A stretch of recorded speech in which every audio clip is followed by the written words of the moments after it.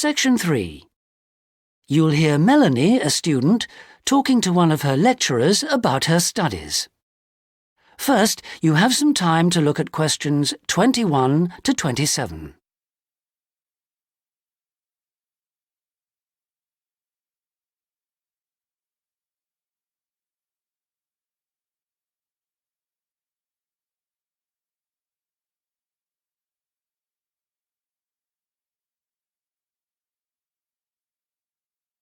Now listen carefully and answer questions 21 to 27. Excuse me, Dr. Johnson. May I speak to you for a minute? Sure, come in.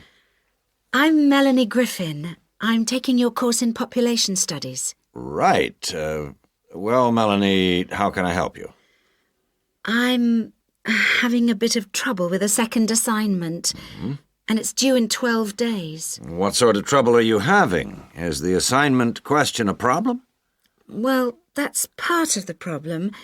I've been having trouble getting hold of the books. I've been to the library several times and all the books are out. Sounds like you should have started borrowing books a bit earlier. Well, I had a really big assignment due in for another course and I've been spending all my time on that, and I thought... You might get an extension of time to finish your assignment for me? If that's possible, but I don't know... Well, yes, it is possible, but extensions are normally given only for medical or compassionate reasons. Otherwise, it's really a question of organizing your study, and we don't like giving extensions to students who simply didn't plan their work properly. What did you get for your first assignment? I got 87%. Yes, you did very well, indeed. So, obviously, you can produce good work. I don't think I'll need too much extra time, as long as I can get hold of some of the important references. Well, since you did so well in your first assignment, I'm prepared to give you an extra 2 weeks for this one. So that'll mean you'll need to submit it about a month from now. Oh, thank you. Now, what about the reading materials? Have you checked out the journal articles in the list? No, not yet. There were about 20 of them, and I wasn't sure which ones would be most useful or important. Well, they're all useful, but I don't expect anyone to read them all because a number of them deal with the same issues. Let me give you some suggestions. The article by Anderson and Hawker is really worth reading. Right, I'll read that one. You should also read the article by Jackson, but just look at the part on the research methodology, how they did it. Okay, Jackson. Got that. And if you have time, the one by Roberts says very relevant things, although it's not essential. So, okay, if it's useful, I'll try and read that one. Now, the one by Morris... I wouldn't bother with that at this stage if I were you. Okay, I won't bother with Morris. Oh, now, someone told me the article by Cooper is important. Well, yes, in a way. But just look at the last part, where he discusses the research results. And lastly, there's Forster. I can't think why I included that one. It's not bad, and could be of some help, but not that much. Before you hear the rest of the conversation, you have some time to look at questions 28 to 30.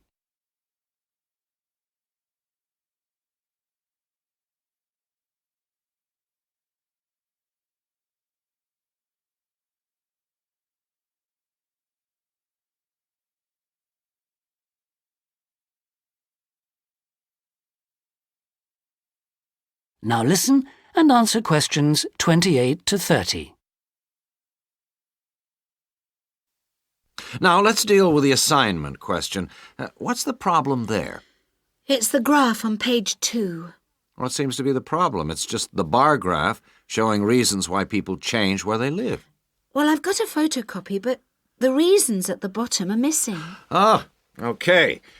Look at the first bar on the graph. Now, that indicates the number of people who move because they want more space.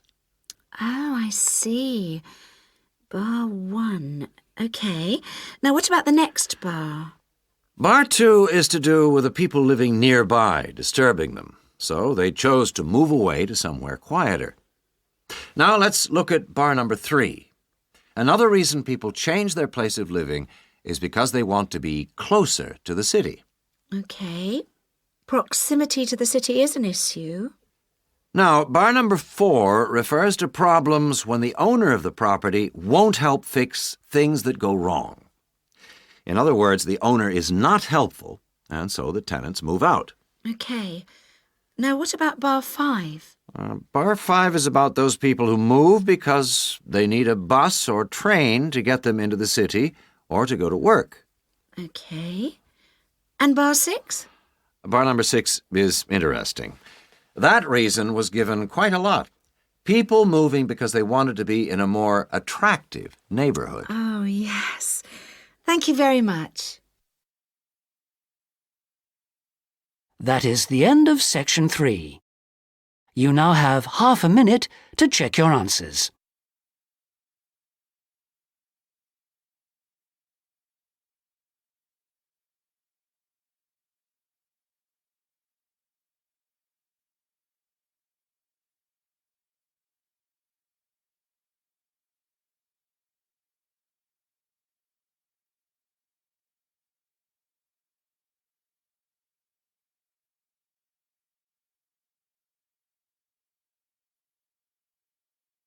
Section 3.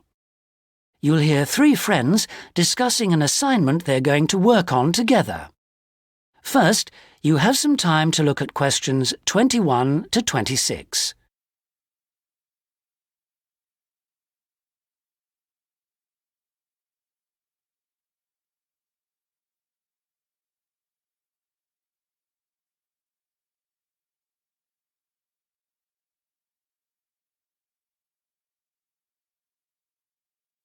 Now listen carefully and answer questions 21 to 26. Oh, there you are. Good. Sorry, I'm a bit late. There was a long queue. So, have you worked out how to deal with this assignment then? Not yet. We've only been here a couple of minutes ourselves. Can you just remind me what the task is exactly? Well, there are 3 parts to it. First, we've got to write an essay about ways of collecting data. Then... What's the title of the essay exactly? I've got it here. Assess the 2 main methods of collecting data in social science research. And how much do we need to write? 1,500 words. That's for the essay. Then for the second part of the assignment, we have to choose one method of data collection and carry out a small-scale study, making appropriate use of the method chosen to gather data from at least 5 subjects. And then we have to write a report on the study? That's right, of 3,000 to 4,000 words. Did you get as far as discussing which form of data collection we should go for? Questionnaire or interview, isn't it? Yeah, I think we should use a questionnaire. It'll be so much less time-consuming than organising interviews, I reckon. Once we've agreed on the wording of it, we only have to send it out and wait for the responses. Yes, I think it probably would be quicker. But what did that article he gave us last week say about the quality of data from questionnaires? I'm pretty sure it recommended questionnaires as a source of highly reliable data. As long as you design the questionnaire properly in the first place, the data will be fine. No, I'm sure it talked about drawbacks as well, didn't it? Something about the response rate and the problems you get if it's too low? Yeah, but we only need data from 5 subjects anyway. Oh, I suppose so. Another drawback I remember it mentioned was that questionnaire data tends not to reveal anything unexpected because it is limited to the questions fixed in advance by the researcher. Come on, Rosa, this is only a practice. It's not meant to be real research, is it? Well, not sure about that. Before you hear the rest of the conversation, you have some time to look at questions 27 to 30.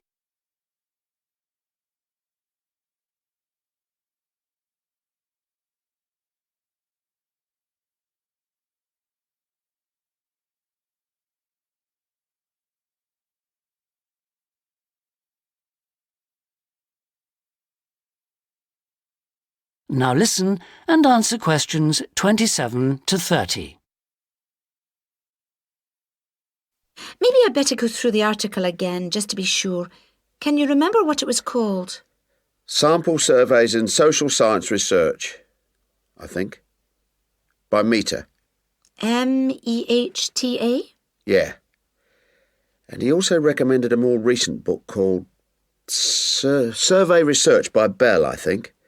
It's in that series published by London University.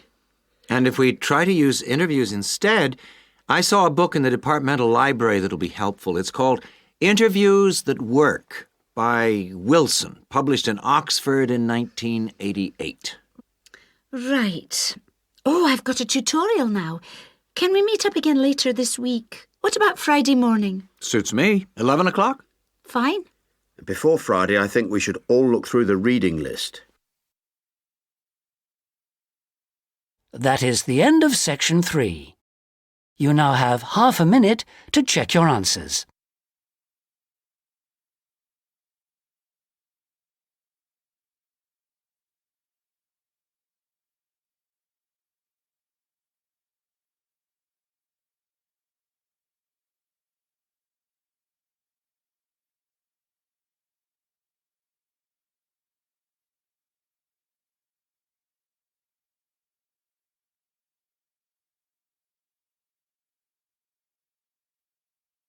Section 3. You'll hear a conversation in a university student services office. First, you have some time to look at questions 21 to 25.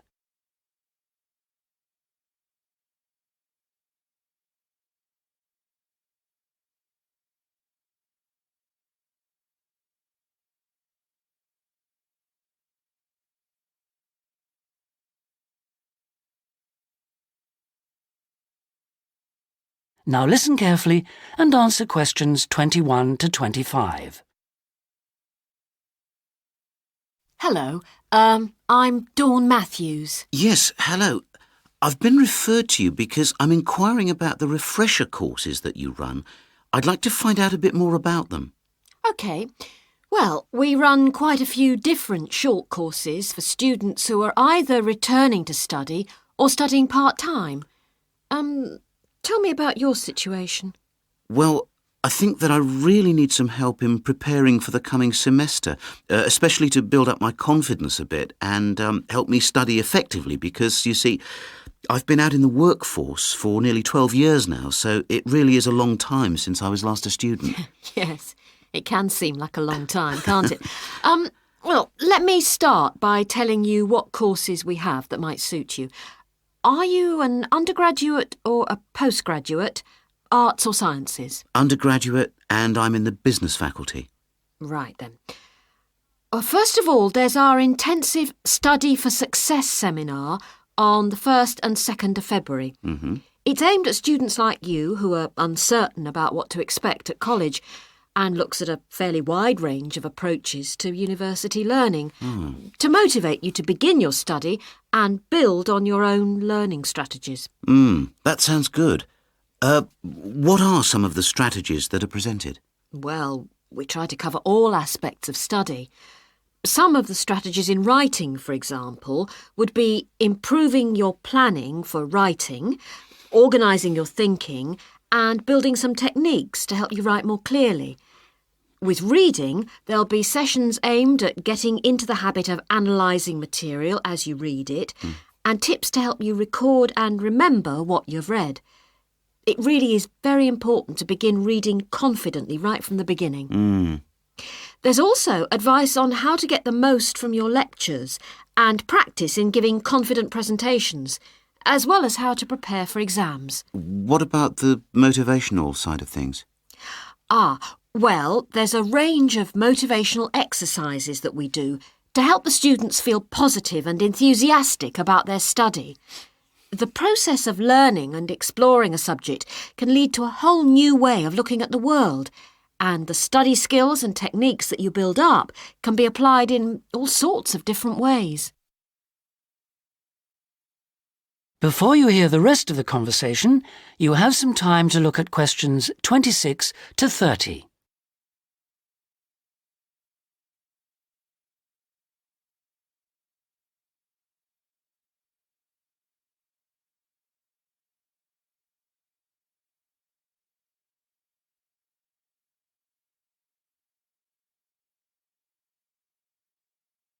Now listen and answer questions 26 to 30. Actually, I'm very excited about the whole thing of taking up studying again, but, I'm a little nervous about whether I'll manage to get everything done. I suppose it's the same for all mature students. Of course it is. Two of the key components of the course are time management and overcoming procrastination. People discover that once they learn to plan their days, all the work can be accomplished and there'll still be time for leisure. Is there an enrolment fee? Well, just a minute, let's see. The cost is £30, which includes all course materials and morning tea. You have to arrange your own lunch. Well, that wouldn't be a problem. I already make sandwiches for my 3 kids and my wife and myself every day. I won't have to change my routine. No. Now, I need to tell you that this is a very popular course and it's essential that you book well ahead of time. In fact, the course convener tells me that there are only 5 places left. What other course might be good for me? There is one other that you could benefit from. It's simply called Learning Skills for University Study and is on 3 consecutive mornings, starting on a Monday from 9 to 12 and costs £25. This is aimed at upgrading the study skills most school leavers have and help them cope with the increased demands of university study. It focuses mainly on making students more responsible for their own success. What sort of things are covered in this course? Well, basically, it's more advanced thinking, note-taking, reading and writing strategies, but also some input about stress management. I think I'd be better off starting from the basics and looking at all the strategies, don't you? Yes, from what you've told me, I think that's more in line with your situation. All right then. Can I book a place on the Study for Success seminar course now? Yes. Let me just get out a registration form and take down your details. Section 3. You will hear a conversation between 2 students who are studying to be teachers, talking about science experiments. First, you have some time to look at questions 21 to 26.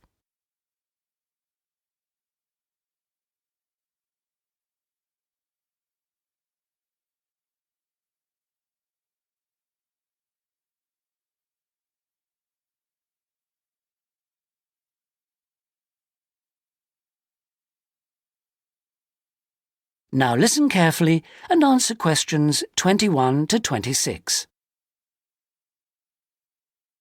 Hi, Sue. Hi, Mike. So what happened to you last week? Oh, I was sick with the flu. What's this I hear about a big assignment we've got to do? Oh, well, basically, we've got to find 2 science experiments to do with a group of 8-year-old children at the local primary school. And we've got to complete it by the end of the week. That sounds like hard work. Where are we supposed to get the ideas for these experiments from? Well, I managed to get hold of 2 books from the library. Oh, well done. How about if we take a look at the experiments in this book first and see if anything looks suitable?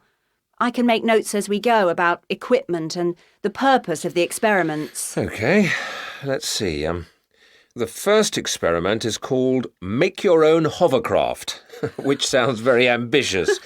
Mind you, you only need 20 balloons and a table. You don't need any special engines or anything like that. What do you do with it all?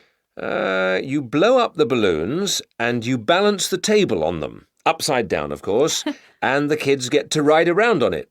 You know, the other kids sort of push them around the room. The main purpose is to show how hovercrafts work and how things hover around on just a cushion of air. OK, that doesn't sound too bad. OK, ready for number 2? Mm-hmm. Now, this one is called Unusual Measures of Lengths, and you basically use lots of paper clips. The kids go around the class measuring things, you know, how long the desk is and that sort of thing. And then they all compare their answers. And basically, because not all paper clips are the same length, they should come up with some strange answers. It's supposed to demonstrate the importance of having fixed units of measurement. Yeah, that's not bad. OK, now for number 3, you need rock salt or copper sulfate. Oh, I'm not sure about that. Well, just put down the rock salt then. Apart from that, you only need a jar of water. And basically you dissolve lots of salt into the water and watch the crystals form. So it basically teaches the kids about growing crystals. Yeah, I suppose it would be nice to grow something. Let's move on and have a look at number 4. OK, this one is called Spinning Colour Wheel. It looks like you get some cardboard and draw a circle on it, divide it into 6 equal segments and colour each one in using different colours. Then you thread a piece of string through the middle. So we'd need some string as well. Yes, sorry. And you spin the wheel around, and if you can get it spinning fast enough, hopefully the colours all merge and show up as white. Oh, I didn't know that. What's the principle behind it? Well, it's pretty elementary physics, really. It teaches them about how white light or ordinary light is made up. Well, that doesn't sound too bad. Now, there's only one more left in this book, isn't there? What does that one say? Well, it's another one where they'd get to make something. Sounds very interesting. You need quite a lot of equipment, actually. A hand drill, an old record, a pin or needle, some paper and a bolt. Go on. What do they have to do? Well, they basically make a record player. The main idea is to teach them about recording sound. But hopefully they'd also see that you need motion and an amplifier to make the sound heard. OK, well, it does sound interesting. Shall we go through all of those again and decide if any of them are going to be suitable?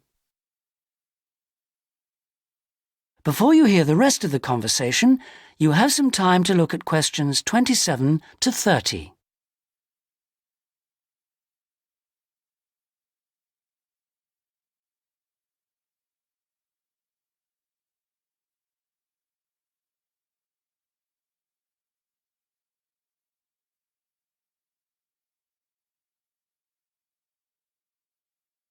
Now listen and answer questions 27 to 30. Right. Number 1. I thought this one sounded nice. There'd be lots of activity, and it doesn't need too much in the way of equipment. Yes, that's true, but don't you think it's a bit risky to get a group of 8-year-olds pushing each other around a classroom like that? Well, someone could get hurt. No, I don't like the sound of that one at all. Maybe you're right. What about number 2, with the paper clips? It sounds tame enough. Yes, a bit too tame, if you ask me. I think it needs to be something a bit more active and interesting than that, don't you? Yes, I suppose you're right. We won't get a very good mark if the children don't actually enjoy the experiments. And I suppose we could turn them off science for good. Well, what about the next one, number 3? Now, I quite like the idea of this one. Yes, so do I. But I seem to remember when we did it at high school, we had to wait up to a fortnight before we saw any halfway decent results. Oh, yes. Well, that won't be any good then. We'll only see the kids for 1 or 2 hours at the most. Yes, and we have to do the experiments and write up our results within a week. So that one won't do at all. OK. Well, what did you think of number 4? I like the idea of it, but do you think it will be a bit elementary for them? Well, they are only 8, you know. I know, but you know what I mean. Don't you think the activity itself is a bit babyish? Maybe you're right. They might have fun, but I mean, cutting out a circle and colouring it in. OK. Well, what about number 5? I thought this one sounded a bit too good to be true. Great equipment. Yeah. But don't you think it's a bit ambitious for this age group?